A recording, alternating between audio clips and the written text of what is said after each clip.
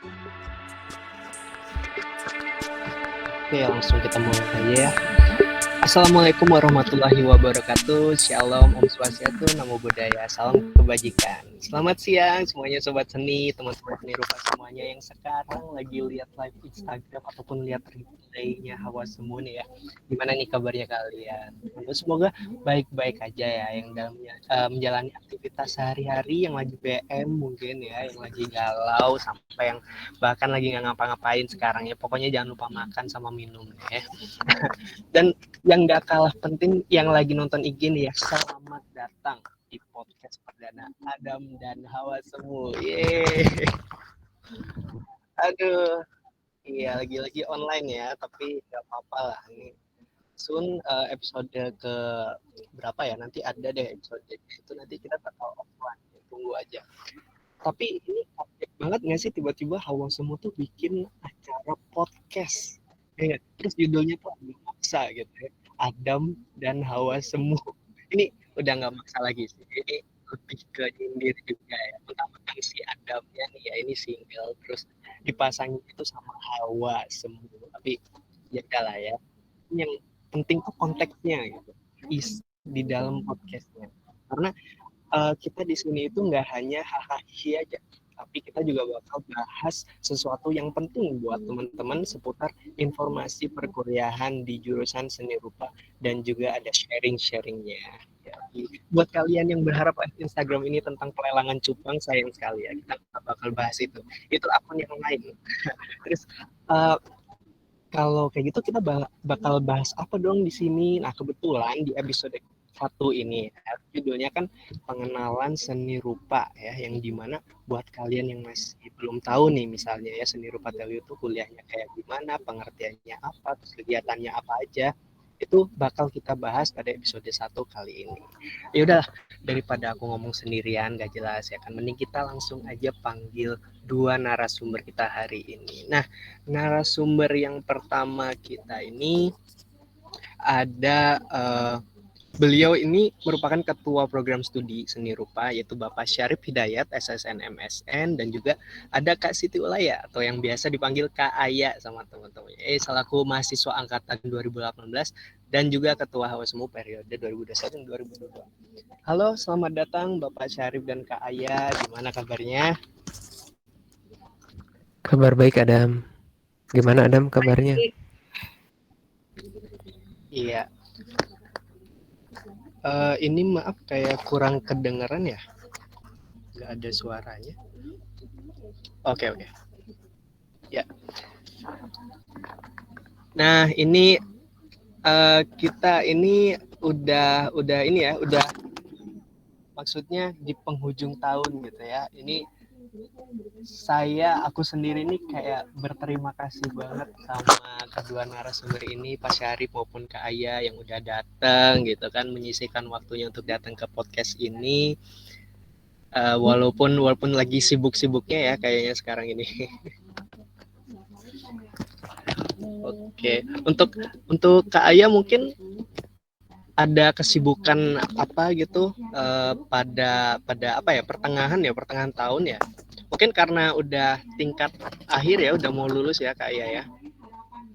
Iya, kebetulan baru aja daftar sidang ya aku tuh. Oh iya. Ya semoga sidangnya itu dilancarkan. Amin, ya. amin. Semoga lulus dengan predikat cum laude ya. Bismillah aja. Ini Telyu bangga banget sih anak SR dapat kayak gitu. Terus nanti ini ada Pak Syarif nih ya. Selamat datang Pak Syarif. Sekali lagi terima kasih ya Pak Syarif udah datang ke podcast ini. Udah mau nemenin kita semua gitu. Iya, sama-sama Adam. Iya, podcast ini emang baru banget ya di di Hawa Semu gitu. Jadi sebelumnya ini masih belum ada, dan ini baru pertama kali kita podcast dan ketemu bareng gitu. Oh iya, buat kalian yang lagi nonton live-nya nih, boleh ramein komen ya, komen live-nya, bisa ngasih pertanyaan mungkin atau bahkan titip salam ke doi gitu ya, itu boleh banget ya, lumayan kan bisa di notice gitu. Ini oke. Langsung aja kita ke pembahasan pertama. Ini sebelumnya aku mau bincang-bincang dulu sama Pak Syarif nih ya, untuk ngebahas tentang beberapa hal yang general tentang jurusan seni rupa ini. Oke, mungkin operator bisa langsung di switch ya.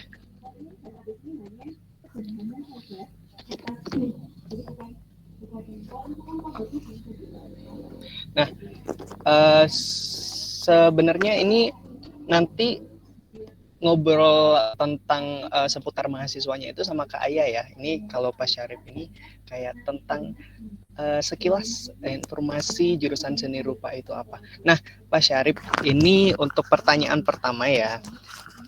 Jurusan seni rupa ini kan kalau kita lihat namanya itu visual art ya. Nah, itu bisa dijelaskan nggak? Ya, kalau dari namanya sih sebenarnya kita kan ini ya apa namanya titik beratnya itu lebih ke visual gitu ya maksudnya Bang. Jadi lebih ke seni rupa gitu, visual art. Nah, jadinya mungkin lebih banyak dikenal dengan visual art gitu ya sama teman-teman gitu. Ini Ya. yang membedakan dengan prodi lain sih pastinya gitu ya.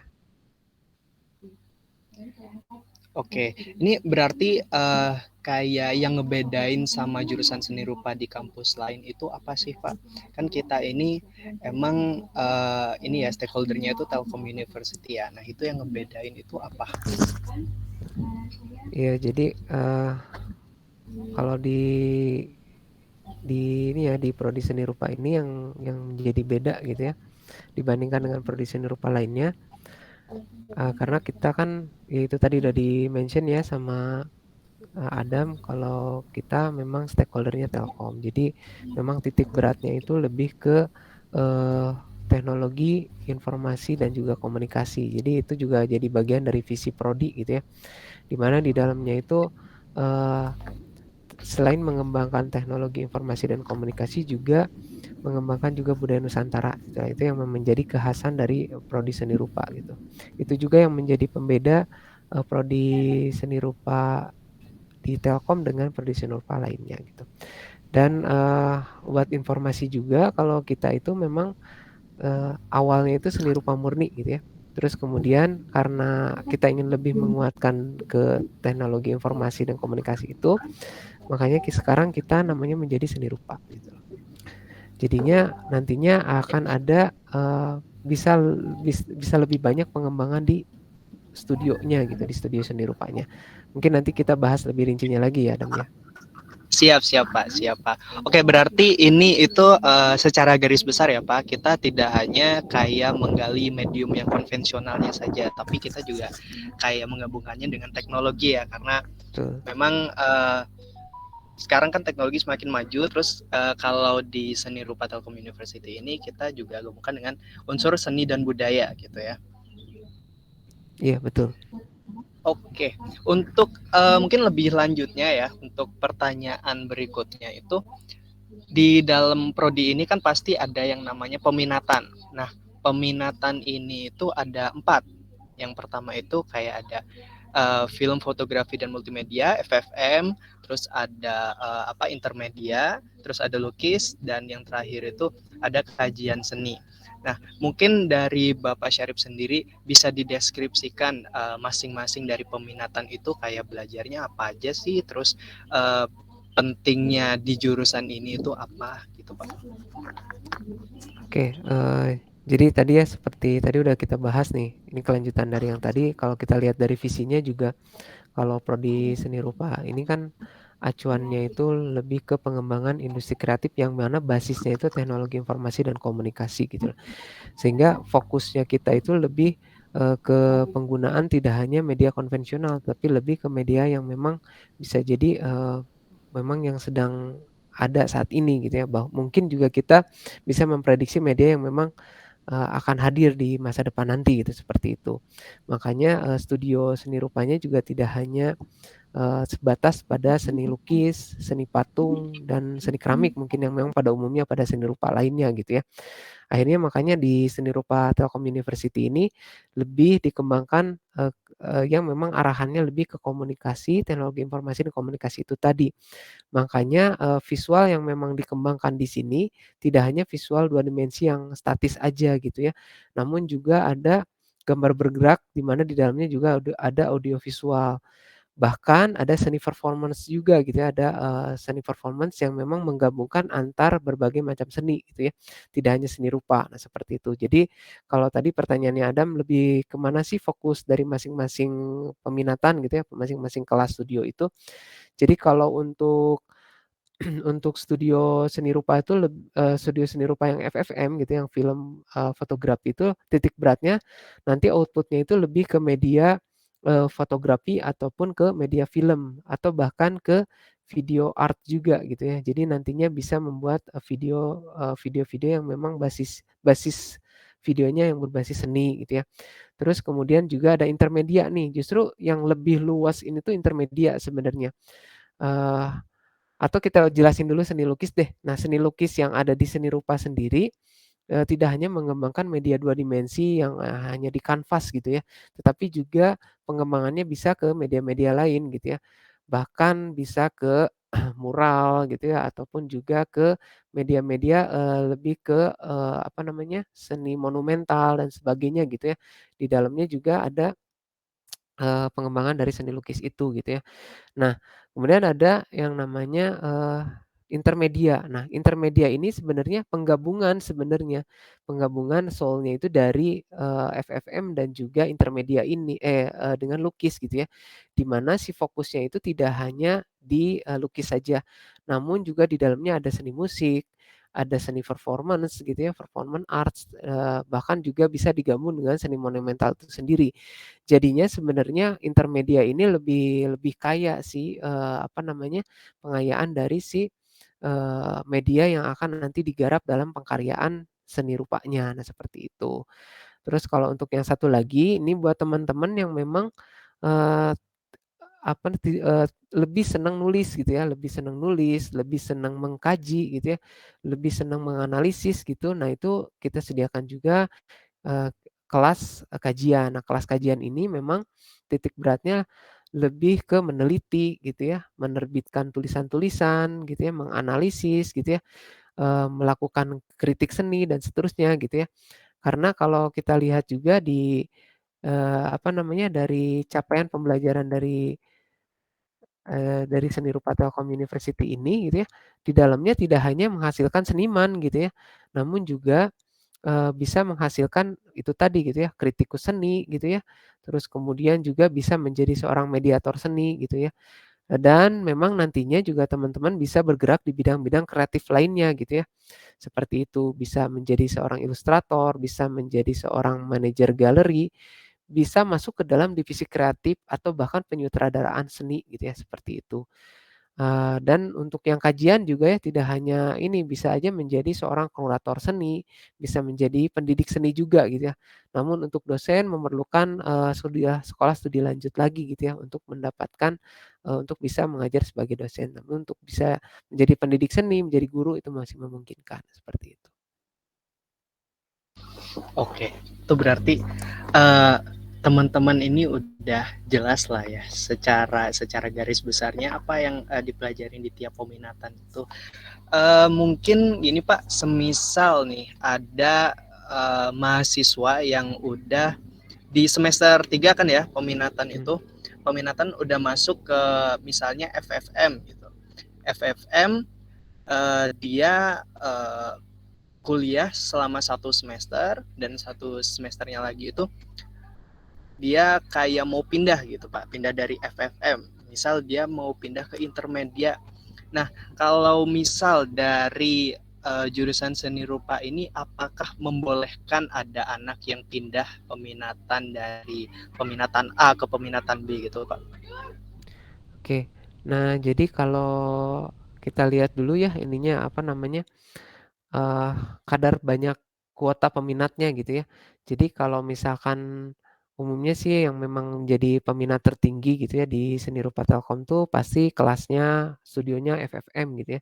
Film fotografi itu pasti paling gede lah kelasnya gitu ya, rata-rata 3 sampai 4 kelas gitu. Terus kemudian kelas yang lainnya itu biasanya cuma 1 kelas gitu. Dan 1 kelas pun juga nggak maksimum sampai di 25, biasanya di bawah dari 25 gitu ya. Nah, sekarang kalau misalkan yang dari lukis ataupun dari intermedia pengen pindah ke FFM, nah itu agak sulit nih, karena si kapasitas, kelasnya itu cukup, kuotanya udah penuh nih, biasanya full tuh untuk yang FFM. Tinggi ya Pak. Nah iya, Tinggi. makanya mungkin Udah banyak yang masuk. nah kecuali kalau yang dari FFM nih, kalau yang dari FFM mau ke intermedia itu masih memungkinkan ya, karena tapi kita lihat dulu kondisinya seperti apa. Dan mungkin ada baiknya juga, teman-teman harus mempertimbangkan secara matang sih gitu ya, sebelum ambil mata kuliah studio ini tuh, mau ambil kelas apa gitu ya. Boleh berkonsultasi dengan dosen wali, bisa berkonsultasi juga dengan dosen-dosen pengajarnya gitu ya, bisa konsultasi dengan kakak angkatan gitu ya, dan juga bisa menyimak yang sedang kita lagi podcast saat ini gitu ya. Jadinya nanti bisa bisa lebih mantap gitu ya, mau pilih apa sih, yakin nggak gitu ya dengan kemampuannya gitu. Terus kemudian juga, ke depannya tuh mau pengen jadi apa sih gitu ya, tadi udah disebutkan gitu ya gambaran-gambaran untuk capaian lulusannya gitu ya, akan menjadi apa saja gitu ya.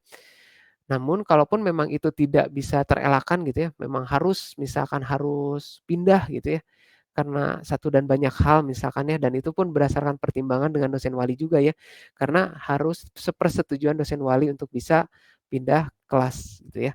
Karena pertimbangannya itu tadi gitu ya, kapasitas kelasnya itu tadi gitu ya.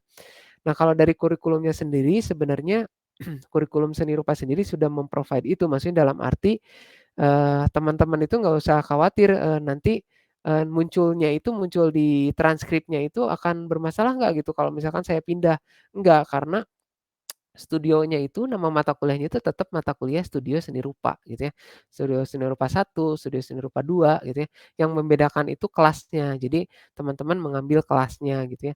Jadi kalau untuk transkrip nilai nanti semua juga sama. Di situnya tercantum studio seni rupa 1 sampai dengan studio seni rupa, 5 gitu ya. Seperti itu Adam. Tadi menyinggung tentang kurikulum, berarti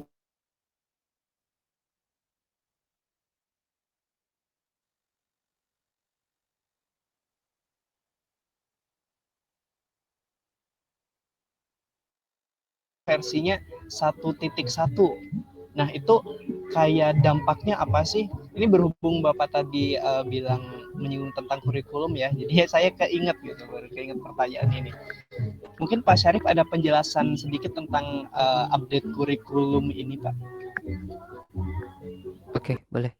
Jadi untuk kurikulum seni rupa ini gitu ya, tidak hanya di seni rupa ya, seluruh program studi di Universitas Telkom itu memang, saat ini sedang, review kurikulum gitu ya. Jadi sekarang review kurikulum yang, eee, tahun kedua gitu ya sudah berjalan, karena kurikulum yang sedang berjalan saat ini tuh kurikulum tahun 2020. Terus kemudian setelah dievaluasi sekarang masuk di, tahun kedua ini, ternyata karena ada perkembangan yang memang, signifikan banget gitu ya, sangat sangat dibutuhkan satu revisi, di mana revisi tersebut juga untuk, mem-provide dan juga menyediakan, mata kuliah-mata kuliah yang memang dibutuhkan gitu loh untuk teman-teman, dalam hal ini untuk, program yang memang sedang dicanangkan oleh pemerintah, yaitu namanya program Merdeka Belajar Kampus Merdeka gitu ya, atau kita kenal dengan MBKM gitu ya. Nah, si Merdeka Belajar ini, itu tuh bisa dilaksanakan di atas semester 5 gitu ya. Semester mulai sesudah semester 5 amannya sebenarnya mulai semester 6, 7, dan juga 8 gitu ya. Nah, kalau kita lihat karena ada perubahan hal tersebut, makanya, kita juga musti mensiasati hal tersebut gitu ya, dalam arti si kurikulum ini perlu adanya tinjauan ulang lagi, sehingga, teman-teman yang nanti melaksanakan MBKM ini pun bisa mendapatkan hasil maksimal, nah seperti itu. Jadinya di kurikulum 2020 versi 1.1 yang tadi disebutkan oleh Adam ini, jadi semester 1 sampai dengan semester 5 itu ada, pemadatan untuk mata kuliah wajib, prodi gitu ya. Mata kuliah wajib prodi itu semuanya akan diletakkan dari semester 1 sampai dengan semester 5, yang mana tadinya di semester 1 sampai dengan semester 5 itu ada mata kuliah selain mata kuliah wajib prodi gitu ya. Nah, posisinya itu jadi bergeser tuh, yang tadinya mata kuliah wajib, kayak wajib universitas, wajib kurikulum, dan lain sebagainya. Nah, itu bergeser posisinya ke semester, 6, 7, dan juga 8. Nah, kayak misalkan Pancasila, agama gitu ya, kewarganegaraan. Nah, itu tuh pindah ke semester 6, 7, dan juga 8. Terus kemudian juga ada mata kuliah literasi data, literasi teknologi gitu ya, yang sifatnya wajib umum gitu ya, wajib universitas. Nah itu posisinya itu bergeser ke semester 6, 7, 8. Nah fungsinya seperti apa? Jadi nanti saat teman-teman udah semester 5 nih, terus kemudian ingin ikut yang namanya magang bersertifikasi, terus kemudian juga ada namanya kuliah kerja nyata atau singkatnya KKN ya, KKN tematik budaya, ataupun juga ikut pertukaran mahasiswa. Jadi kuliahnya itu bisa tidak hanya kuliah di sini, tapi juga di kampus lain gitu ya. Bisa seluruh Indonesia, bahkan bisa ikut program ke luar negeri gitu ya. Ada mahasiswa yang memang dari program seni rupa juga ya, program studi seni rupa yang berhasil tuh kemudian sekarang semester depan itu akan berkuliah di luar negeri gitu ya, dan mendapatkan kayak semacam beasiswa gitu ya. Jadi bisa berkuliah tidak hanya di Telkom, namun juga selama 1 semester bisa berkuliah di luar negeri seperti itu. Jadi kayak pertukaran mahasiswa gitu deh. Terus kemudian juga nah saat ada di posisi semester itu, karena nanti kan ada mata kuliah yang memang karena wajib prodi itu harus keahliannya itu harus sudah dikuasai gitu ya. Makanya dipadatkan di semester 1 sampai dengan semester 5 supaya kemampuan dasar atau kemampuan utama dari kesenirupaannya itu bisa diperoleh di semester 1 sampai 5 sehingga nanti bisa jadi bekal nih saat nanti bisa ikut magang bersertifikasi, bisa ikut apa namanya kuliah kerja nyata dan lain sebagainya sehingga nanti di semester 6, 7, 8 itu nanti akan mendapatkan reward gitu ya berupa hadiah konversi mata kuliah gitu ya. Jadi teman-teman nggak kuliah tuh nggak baik itu online ataupun onsite tapi mendapatkan nilai mata kuliah. Nah, nilai tersebut akan didapatkan dari hasil program yang dilaksanakan baik itu Kemendikbud ataupun di luar dari Kemendikbud di mana nanti akan dikonversikan ke dalam transkrip nilai yang ada di prodi seni rupa seperti itu. Baik itu di semester 6, 7 maupun di semester 8. Nah, seperti itu jadinya makanya kita ada yang namanya restrukturisasi kurikulum untuk kurikulum 2020 versi 1.1 ini. Nah, seperti itu. Yang rencananya akan mulai kita laksanakan di semester ganjil 2022-2023 ini. Gitu. Seperti itu, Adam. Oke, berarti ini kayak teman-teman itu nggak usah pada khawatir ya sama update apa kurikulum ini ya Pak ya. Jadi kurikulum ini itu dia itu lebih ke restrukturisasi yang seperti Bapak Syarif bilang tadi. Kalau misal ini anak-anak yang udah ngambil mata kuliah A, B, dan C itu sebenarnya nggak usah ngambil lagi karena nanti pada akhirnya mata kuliah itu hanya akan di kayak ubah namanya ya Pak, benar Pak? Ada yang namanya berubah, ada juga yang Namanya memang pindah berubah. semester gitu ya. Ya, Yang contohnya deh gini deh buat terutama teman-teman yang angkatan yang udah berkuliah ya kayak 2019 terus kemudian juga 2020 gitu ya yang udah nyobain semester 1 sampai 4 gitu ya itu kan ada 4 mata kuliah menggambar gitu ya. Nah, sekarang itu mata kuliah menggambar itu kita coba kaji ulang gitu ya.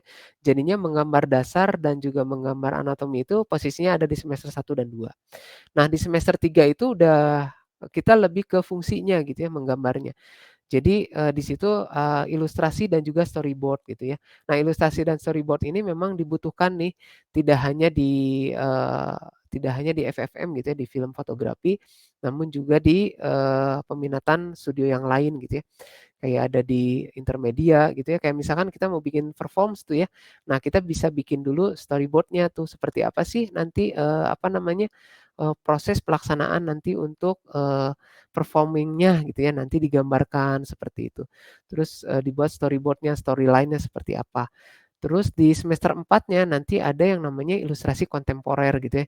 Jadi nanti buat teman-teman yang memang ingin apa namanya, ingin menggabungkan baik itu apa namanya, mengkontemporerkan media, baik itu apa namanya, tools dan lain sebagainya itu bisa nanti melalui mata kuliah ilustrasi kontemporer seperti itu. Gitu, Adam. siap Bapak. Ini mungkin teman-teman yang ada di live IG ini kayak masih kebingungan ya sama pembahasan kurikulum ini. Dan tapi kalian nggak usah khawatir buat teman-teman yang lagi nonton ini. Kenapa nggak usah khawatir? Karena di episode kedua ini bakal ada penjelasan lebih lanjutnya tentang update kurikulum ini. Oke, mungkin melanjutkan dari pertanyaan ini ya, general tentang seni rupa. Kalau di Visual Art Telkom University ini akreditasinya itu beda sama jurusan-jurusan di Fakultas Industri Kreatif. Jadi kalau jurusan-jurusan lain itu kan akreditasinya A gitu ya Pak, pakai huruf maksudnya. Nah kalau di Visual Art ini uniknya udah pakai yang namanya akreditasi unggul. Nah itu mungkin penjelasannya bagaimana Pak? Iya, jadi kita tuh sudah terakreditasi unggul gitu ya. Nah, akreditasi unggul ini akreditasi yang paling baru nih. Jadi tingkatan akreditasi kalau dulu kan berupa huruf ya, C, kemudian B dan juga A gitu yang tertinggi. Nah, kalau sekarang itu jadinya itu jadi baik gitu ya, terus kemudian baik sekali dan juga yang tertingginya itu adalah unggul. Nah, ini terkait regulasi nih ya, regulasi yang paling baru terkait akreditasi program studi dan juga perguruan tinggi gitu ya, seperti itu. Nah, alhamdulillahnya nih kita di program seni rupa ini kita melakukannya itu melalui yang namanya instrumen suplemen konversi. Jadi kita mengkonversikan gitu ya nilai-nilai parameter-parameter yang memang menjadi diukur gitu ya, diukur oleh BAN PT, Badan Akreditasi Nasional Perguruan Tinggi gitu ya. Sehingga si nilainya itu mencukupi untuk mendapatkan nilai kategori unggul itu tadi gitu ya. Di mana di dalamnya itu tidak hanya pengelolaan program studinya gitu ya, namun juga di dalamnya ada kerjasama internasional gitu ya. Kebetulan kita juga kan sudah rutin gitu ya bekerja sama dengan universitas-universitas yang ada di luar negeri gitu ya, dan juga rutin mengadakan kegiatan-kegiatan juga gitu seperti itu. Dan yang lainnya juga ada seperti pengukuran untuk prestasi mahasiswa gitu ya, terus kemudian juga pengukuran lainnya gitu ya, terutama tata kelola dari program studi dan juga universitasnya dan fakultasnya. Nah, kebetulan juga untuk informasi nih ya, Universitas Telkom juga sudah terakreditasi unggul nih. Jadi salah satu yang memang sama-sama sudah update nih ya akreditasinya itu tidak hanya prodinya gitu ya, tetapi juga update-nya juga di universitasnya juga sudah gitu ya, dengan akreditasi unggul itu tadi gitu, seperti itu. Dan kalau untuk program studi lainnya juga insya Allah akan menyusul nih, nanti juga akan melakukan pengajuan juga untuk update akreditasinya, seperti itu ada. Oke, intinya berarti kita ini benar-benar udah update ya Pak ya. Oke, jadi bisa tahu nih teman-teman kenapa jurusan kita itu akreditasinya beda sama yang lain. Oh, ternyata memang dari kampusnya sendiri ya sudah menerapkan update-nya itu.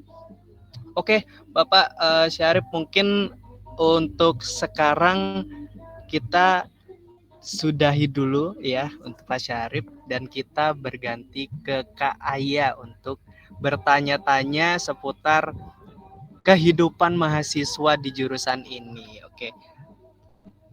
Halo Kak Aya. Bisa mendengar suara saya? Bisa.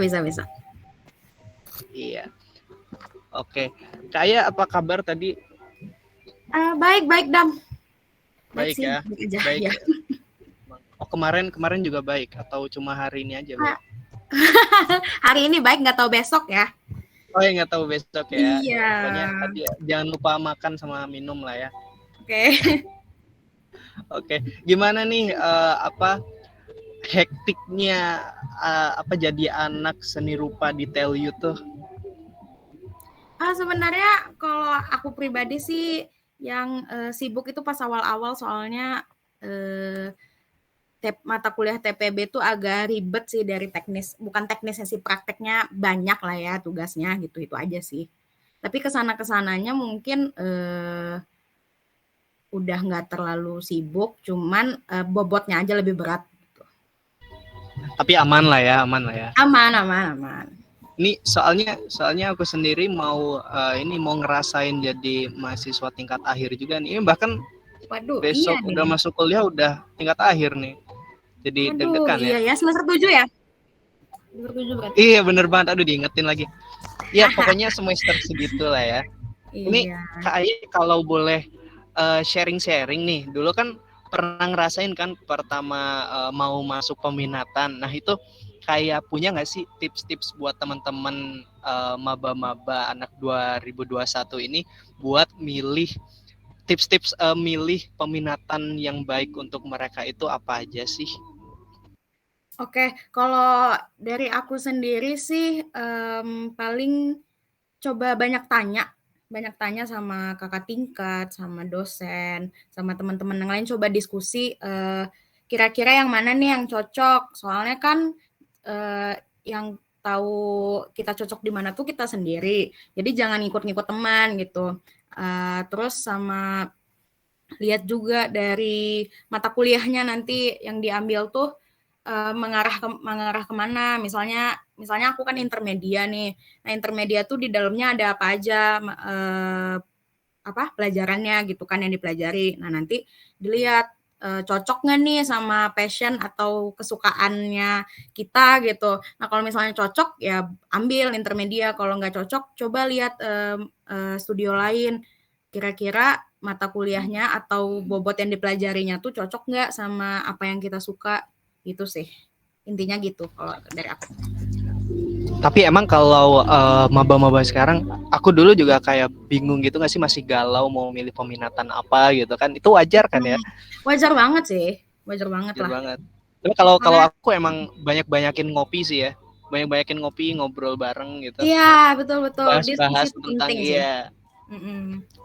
diskusi itu penting. Emang kalau kayak sendiri ini kan dari intermedia. Nah itu ngelihat kayak peminatan lain itu dari sudut pandang Kak Aya itu gimana sih? Contoh misal kayak FFM gitu. Gimana nih maksudnya? Ini mungkin tentang ini ya. Aku jelasin lagi mungkin tentang tugasnya, terus habis itu anak-anaknya gitu. Itu gitu. kayak ini ngerasa beda banget sama aku gitu.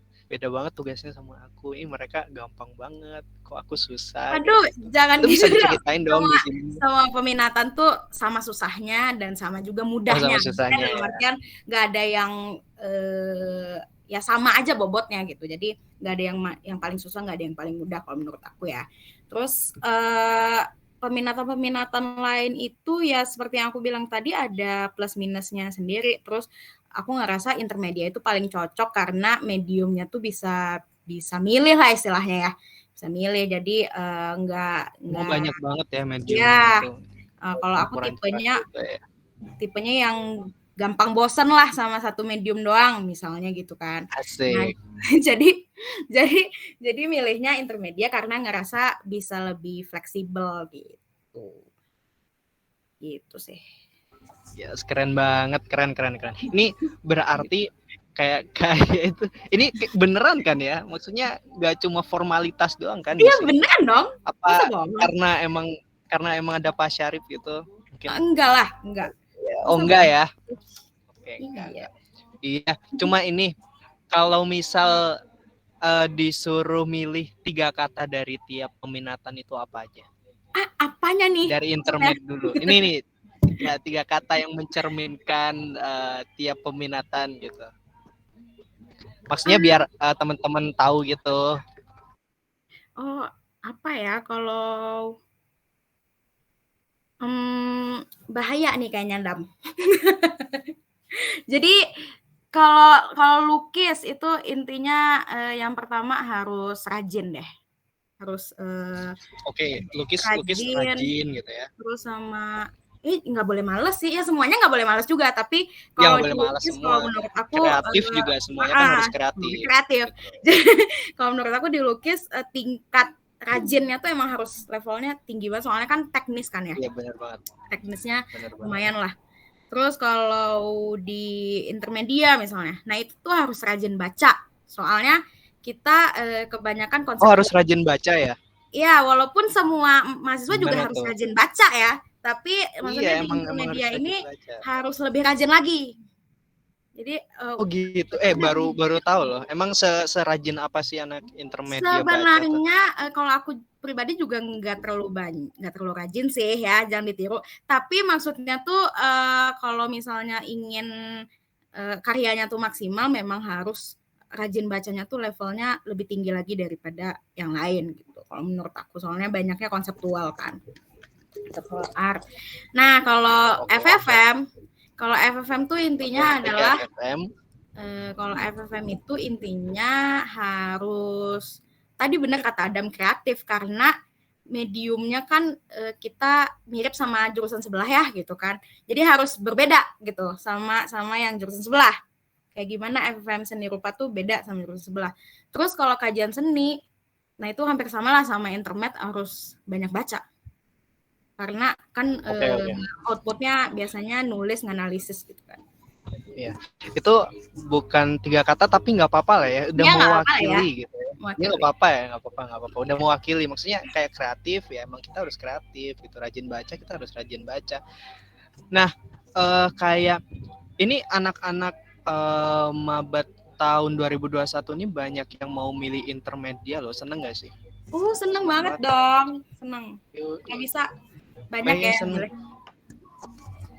Dan memang kalau aku sendiri ya personal itu ngelihat kayak di jurusan ini tuh beda yang paling signifikan itu kayak kita itu bikin karyanya itu jadi benar-benar lewat buah pemikirannya kita sendiri. Jadi kreativitasnya kita sendiri. Kita tidak ada kayak tuntutannya gitu kan. Kita nggak kayak anak-anak. Ini maaf ya, bukannya menyinggung atau apa ya, tapi kalau anak-anak desain kan memang tujuannya mereka harus tahu yang namanya demand gitu ya. Mereka harus tahu yang namanya permintaan dari orang-orang yang ingin menggunakan jasanya mereka. Nah, tapi kalau di seni ini kita benar-benar sepenuh hati gitu membuat karya dari kita sendiri. Nah, bagusnya itu sih kalau dari aku sendiri. Nah, ini misal dari Kak Aya sendiri, dari ini deh, peminatan intermedia itu ada pro dan kontranya nggak sih? Pasti sih, pasti ada pro dan kontranya. Terutama misalnya pronya nih apa? Kalau aku sendiri pro-nya tuh karena aku suka baca, suka nulis, jadi sangat diuntungkan lah di prodi ini, karena emang pendekatan yang dipakai sama dosen itu base-nya konsep kan. Nah itu aku sangat diuntungkan banget karena aku nggak terlalu jago di teknis gitu. Nah kontranya itu teknisnya emang anaknya literasi banget ya. Nah kontranya kalau dari aku sendiri juga teknisnya juga. Jadi karena konsepnya misalnya nih udah mateng, teknis itu juga nggak mudah sih sebenarnya gitu. Cuman ini juga general sih jawabannya ya. Setiap studio juga pastinya kayaknya kayak gitu sih. Pro dan kontranya. Tapi memang mau nggak mau ya kita harus ya ngerjain tugasnya itu kayak gitu. Kita emang harus bikin konsep, abis itu secara teknis juga kita harus bisa gitu kan. Iya, itu yang harus diseimbangkan lah. Gitu. Benar banget.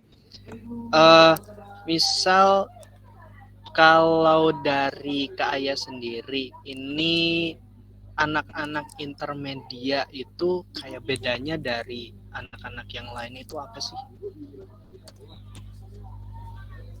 Bedanya yang paling signifikan sih yaitu karyanya beda-beda. Jadi satu kelas mediumnya tuh beda-beda. Kayak misalnya aku instalasi misalnya ya, seni instalasi. Nah terus misalnya ada teman aku yang pakai digital art atau animasi gitu-gitu. Jadi tiap anak misalnya nih di satu kelas ada 11 anak. Nah 11 anak tuh beda-beda semua mediumnya gitu. Walaupun misalnya temanya sama tentang teknologi misalnya, tapi mediumnya tuh bisa beda-beda banget. Nah kalau di studio lain mungkin kan mediumnya misalnya kalau lukis ya lukis kanvas gitu kan. Kalau misalnya studionya masih studio 1 misalnya gitu. Ya gitu sih. Tapi ada dong kayak punya temen di luar jurusan ini, bahkan di luar fakultas gitu.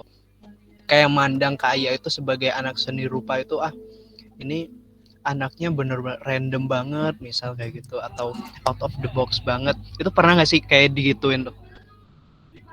Pernah sih, kalau sama anak FIK lain mungkin enggak ya. Tapi kalau sama anak jurusan di luar FIK atau sama keluarga, sama temen SMA gitu kayak, seni banget, nyeni banget. Padahal ya enggak juga sih gitu loh maksudnya. Tapi refleks aja karena kan ya kita belajarnya itu gitu. Aku itu sebenarnya pernah diginin tau Kak, kayak dari anak-anak lain itu, dari ini ya, maksudnya di fakultas lain ya, jurusan lain. Ini kamu seni rupa, oh anaknya yang jarang mandi itu ya, aku tuh mandi gitu. Jarang Ya, mandi. jangan gitu banget lah. Masa seni rupa dihubungin sama nggak mandi? Ya kita sebagai makhluk hidup kan ya, sebagai manusia lah ya, itu mandi gitu. Itu selalu digituin sebelnya itu. Tapi udah nggak apa-apa. Enaknya Banyak jadi anak seni stereotip rupa ya. itu. Iya, Stereotip banyak seni rupa, gitu. stereotip banget. Iya. Tapi itu yang bikin unik malah ya, nggak apa-apa. Tapi ya maksudnya jangan mandi juga, jangan nggak mandi juga.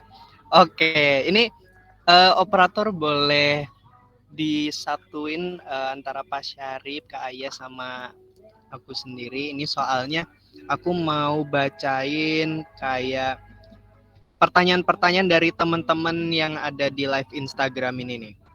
Oke, kita lihat apakah ada pertanyaan gitu kan. Tadi kan udah dibilangin kalau misal kalian itu mau titip salam itu boleh juga. Soalnya ya di notice lah ya. Nanti bakal aku sebutin anak-anaknya siapa. Bener-bener ngarep banget. Oh iya. Sepertinya belum ada pertanyaan ya dari teman-teman live Instagram ini. Mungkin terlalu excited gitu ya, terlalu kaget. Atau mungkin bahkan baru banyak yang join ini sekarang ini. Padahal jadwalnya kan jam 1 ya. Oke, mungkin ada pertanyaan dari aku sendiri nih ya. Dari untuk Bapak Syarif dan Kak Ayan ya. Untuk ini mengenai beasiswa. Nah, dari Pak Syarif dulu deh. Ini kita kalau pengen mengajukan beasiswa itu, mendaftarkan beasiswa ya bahasanya itu lewat mana aja sih Pak? Jadi kalau beasiswa sebenarnya itu dikelolanya sama Ditmawa ya, di universitas. Nah, tapi kita bisa mencari informasi, bahkan dibantu di fakultas juga dengan kemahasiswaan fakultas. Nah, seharusnya sih teman-teman bisa nanti cari info juga lewat dosen wali gitu ya. Nantinya di sana bisa diarahkan untuk bisa dapat informasi untuk untuk beasiswanya, bisa juga lewat dosen wali ataupun ke kemahasiswaan FIK gitu ya. Nanti bisa ke kemahasiswaan nanti untuk lebih detailnya dan gitu. Itu Mungkin untuk pengantarnya sebelum ke kemahasiswaan mungkin bisa ke dosen wali gitu ya Pak? Ya betul. Beasiswanya itu ada yang dari pemerintah gitu ya, ada juga yang dari internal Telkom juga gitu ya, bahkan juga ada dari lembaga-lembaga lainnya kayak gitu.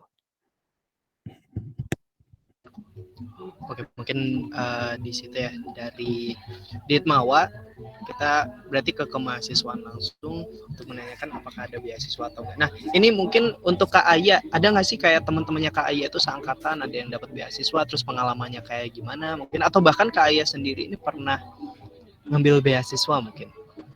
Itu boleh diceritain nggak? Kalau di angkatan aku ada tuh dulu Telkom ada yang namanya jalur JPU ya.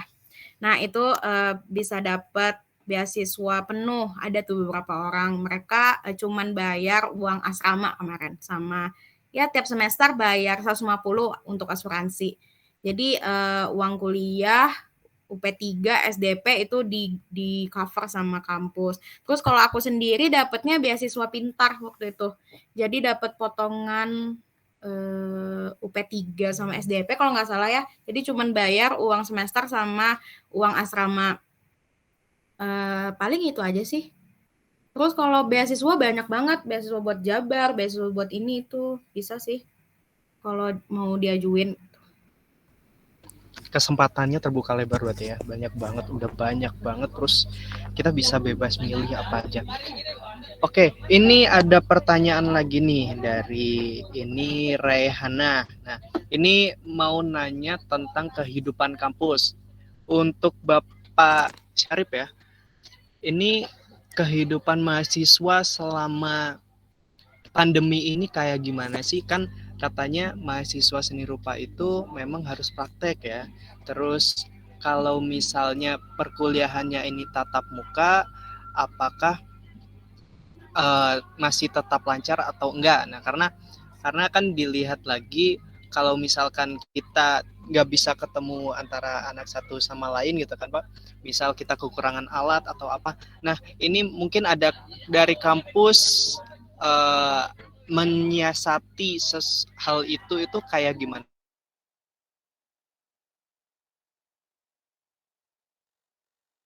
Pak selama pandemi ini?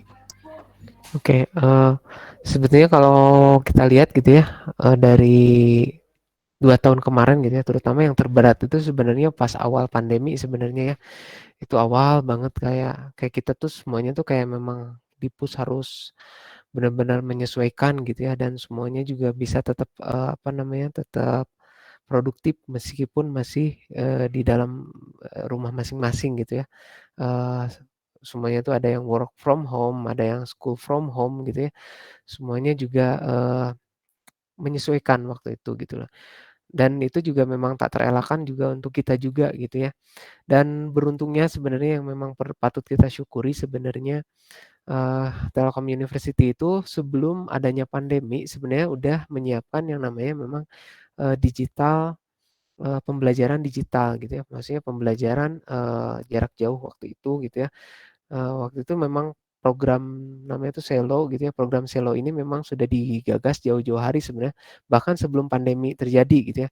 Dan beruntungnya kita gitu ya di Universitas Telkom ini, jadi waktu awal-awal pandemi kita memang jadi akhirnya lebih mengoptimalkan si Selo itu gitu ya.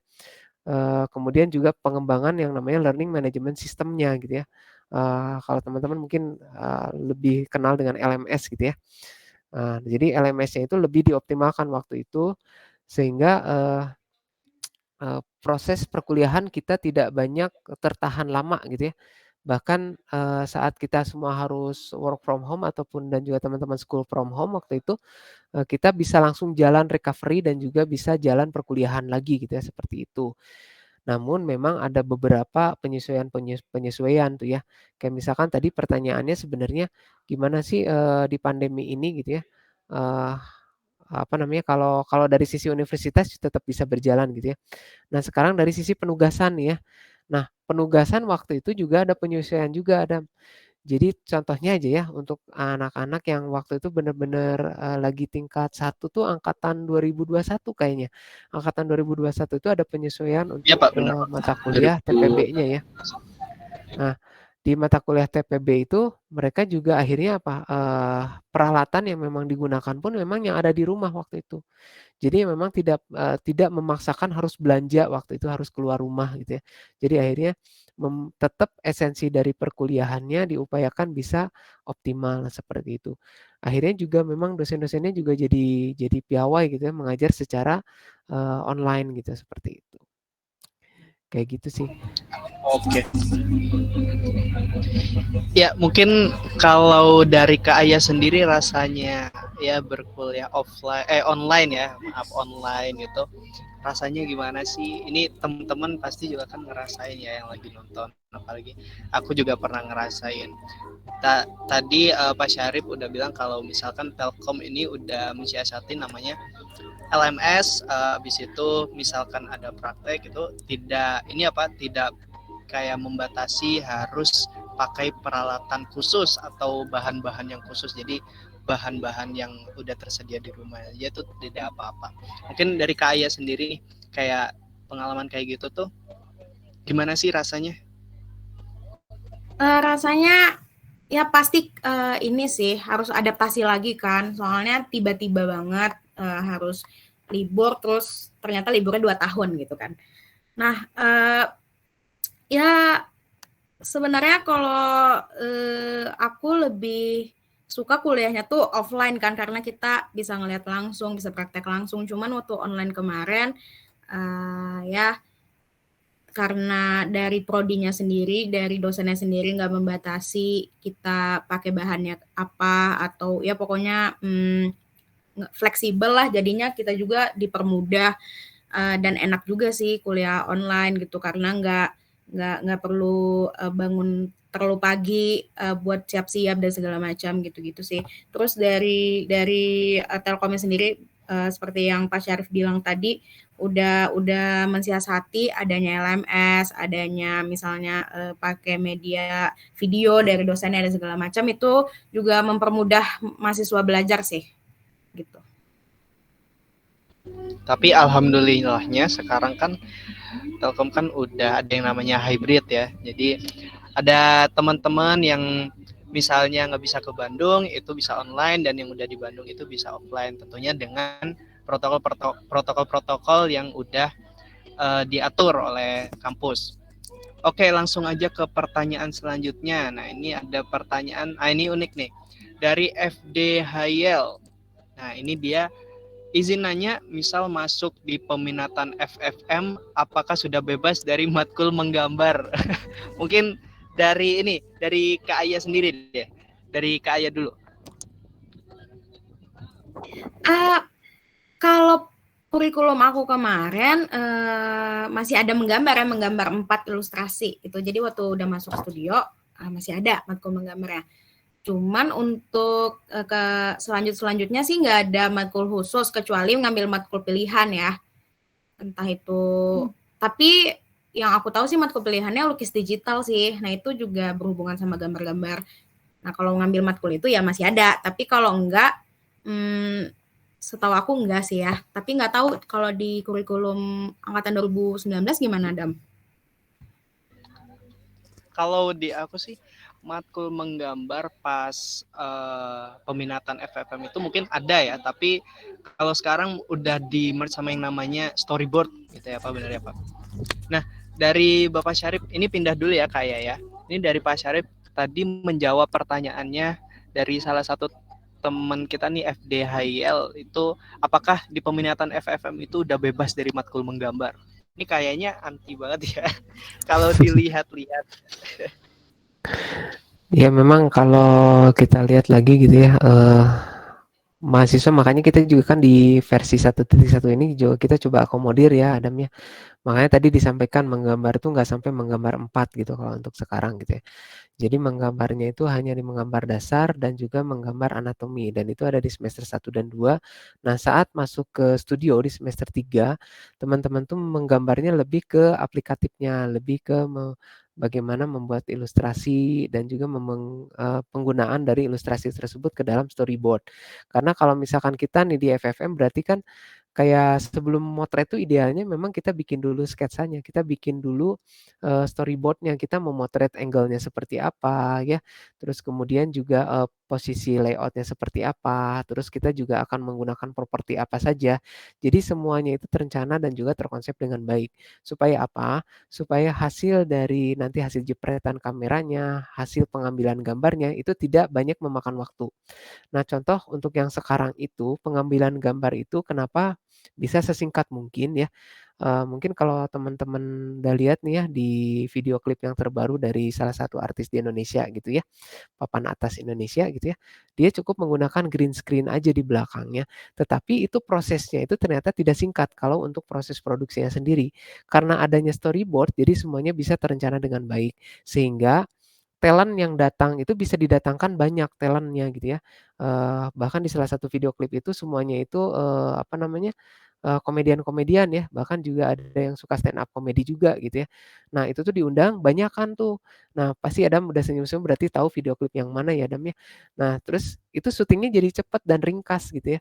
Kenapa? Karena itu udah dibikin storyboard-nya, udah dibikin storyline-nya, jadi per scene-nya bahkan per menitnya itu udah ada. Sehingga itu fungsi dari kita bisa menggambar itu adalah merencanakan sesuatu itu supaya lebih berkonsep, supaya lebih apa namanya, tertata rapi, dan nanti pas saat produksi itu bisa menjadi ringkas dan juga tepat. Karena kenapa? Produksi itu pasti memakan waktu dan juga biaya. Nah, kalau misalkan waktunya bisa lebih ringkas, biayanya juga menjadi lebih ringkas gitu, Adam. Jadi fungsi dari menggambar itu banyak gitu loh ya. Ya, kalaupun ini kayaknya menggambarnya juga nggak perlu yang hebat-hebat banget sebenarnya kalau untuk yang bisa ke FFM ya, kayaknya. Nah, itu berbeda dengan yang lukis. Kalau yang lukis karena mungkin ada juga yang memang bisa jadi mereka harus menggambar Stylenya ya yang Pak ya. gaya gambarnya harus yang realis gitu ya. Nah, gaya realis kan berbeda dengan gaya yang memang penggambarannya lebih sederhana gitu ya, seperti itu. Jadi kalau buat yang memang punya kemampuan menggambarnya kayaknya saya nggak terlalu hebat banget menggambar, jangan ambil lukis. Ya kan, karena lukis untuk yang memang punya talenta-talenta luar biasa. Tapi beberapa biasanya dari dosen menggambar biasanya akan direkomendasi itu dari TPB juga dari semester 1 atau 2. Biasanya dosen mata kuliah itu sudah mengarahkan kayak misalkan ada yang memang cukup baik gitu ya gambarnya, biasanya langsung diarahkan, kamu cocok untuk masuk ke studio lukis seperti itu. Ataupun studio yang lainnya. Gitu Adam. Oke, berarti jawabannya mungkin kalau bagi kalian yang masuk FFM terus kayak pengen tahu apakah di FFM itu masih menggambar atau enggak gitu kan, berarti jawabannya itu iya, tapi mungkin lebih aplikatif ya Pak ya. Betul. Jadi menggambarnya itu memang ada tujuannya. Jadi misal storyboard seperti yang Bapak Syarif bilang tadi. Oke, jadi itu udah terjawab. Langsung aja ke pertanyaan selanjutnya. Ini dari Rizal HMDI. Ini nggak tahu bacanya gimana. Hamdi mungkin ya. Ini izin bertanya, apakah peminatan berdasarkan IPK? Oh, mungkin masuk peminatan ini didasarkan oleh IPK atau enggak gitu. Mungkin Pak bisa dijawab. Oke. Jadi kalau kita lihat ya nanti terutama untuk angkatan 2021 nanti kita akan siapkan satu formulir gitu ya. Nah, nanti si formulirnya itu bisa diisi sama teman-teman gitu ya. Rencananya mungkin di awal bulan Agustus, jadi siap-siap aja nanti akan diumumkan di lewat dosen walinya masing-masing gitu ya. Nah, jadi nantinya di sana juga mengisi IPK-nya. Jadi memang berdasarkan IP gitu ya. Karena kalau FFM itu peminatnya kan cukup tinggi itu ya. Jadi kita akan berdasarkan ranking IP itu gitu ya. Yang mungkin IP-nya cukup tinggi mungkin akan aman untuk bisa masuk ke FFM gitu ya. Seperti itu. Jadi apakah menggunakan IP? Jawabannya iya. Jadi tadi udah kejawab ya, berarti ini berdasarkan ranking kalau misalkan mau masuk ke dalam peminatan yang cukup padat ya Pak ya, bisa dibilang begitu ya. Itu nanti dilihat dari IPK yang paling tinggi ke rendah, itu baru bisa masuk. Oke, ini Kak Aya, aduh kok bengong aja kayak ngeliatin apa sih Kak? Ya nggak apa-apa, dicuekin ya, maaf ya. Jadi nggak enak ini. Ya udah, ini karena aduh udah diwanti-wanti nih sama anak teknis. Ini udah jam 2.16 ya. Jadi waktu untuk Adam dan Hawa semua ini sudah selesai. Nah, ini banyak banget info yang kita dapetin hari ini, dan buat kalian yang masih pengen tahu tentang informasi-informasi lebih lanjut, pengen tahu ngulik-ngulik tentang sesuatu yang belum kalian tahu lah ya, itu stay tune aja kalian di Instagramnya Hawa Semu dan tunggu episode selanjutnya. Oke, sebelum di end live-nya ya, ada info penting mengenai podcast episode kedua nanti, di mana kita nanti akan membahas tentang perubahan kurikulum yang tadinya kita bahas secara general ya, bisa dibilang begitu. Nah, ini perubahan kurikulum ini sudah dialami di peminatan Seni Rupa Telkom University dan bakal berlangsung di episode kedua yang akan diselenggarakan insya Allah tanggal 12 Agustus nanti. Jadi sering-sering aja kalian cek Instagram kita, dan pokoknya jangan lupa pantengin aja ya. Oke, terima kasih Bapak Syarif sama Kak Aya udah stay tune di acara podcast ini, sama teman-teman yang lagi nonton live ya. Semoga pembicaraan ringan kali ini itu bisa memberikan kalian gambaran sederhana tentang peminatan Seni Rupa Telkom University dan kegiatan-kegiatan di Seni Rupa Telkom University itu apa aja. Oke, sebelum ditutup aku ada pantun. Nanti dicakepin ya. Tapi nggak usah juga nggak apa-apa. Oke, nggak apa-apa. Ya, cakep. Oh, belum. Pantunnya mulai ya? Iya, belum. Dari Irian Banyak Cendrawasih. Cakep. Roti mengembang diberi ragi. Cakep. Cukup sekian, terima kasih. Semoga esok berjumpa lagi. Asik. Oke. See you on the next M1-nya. Terima kasih yang udah nonton live-nya dan udah nonton replay. Kita berjumpa di episode kedua. See you next time. Bye-bye. Wassalamualaikum warahmatullahi wabarakatuh. Waalaikumsalam warahmatullahi wabarakatuh.